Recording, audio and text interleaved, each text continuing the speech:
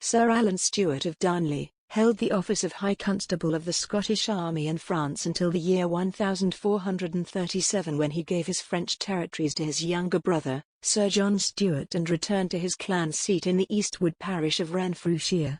Upon his arrival home, Sir Alan began a prosecution campaign against members of the neighbouring Boyd clan.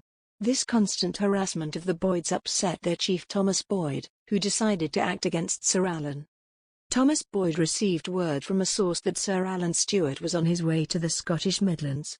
Thomas set out on horseback with full armour and troops and intercepted Sir Alan at Polmaise Thorn. Thomas had the advantage of a surprise attack and was able to kill Sir Alan. Thomas and his troops quickly retraced their steps back to Kilmarnock and began to prepare for what they believed would be an inevitable response from the Stewarts. When Sir Alexander Stewart received the news of his father's death, he vowed revenge. He spent several days mourning his father and preparing the clan's weaponry for war.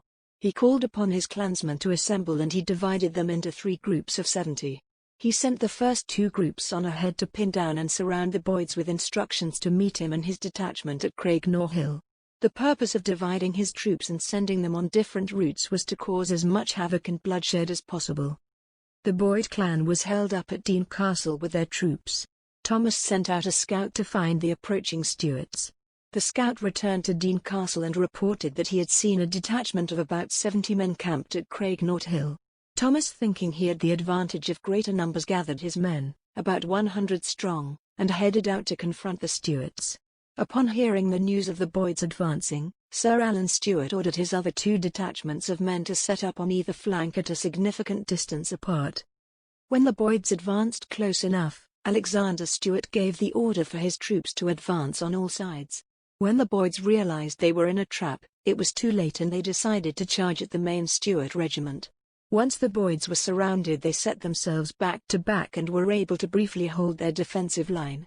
During the battle, Thomas Boyd spotted Alexander Stewart and decided to break from his defensive position and go after him.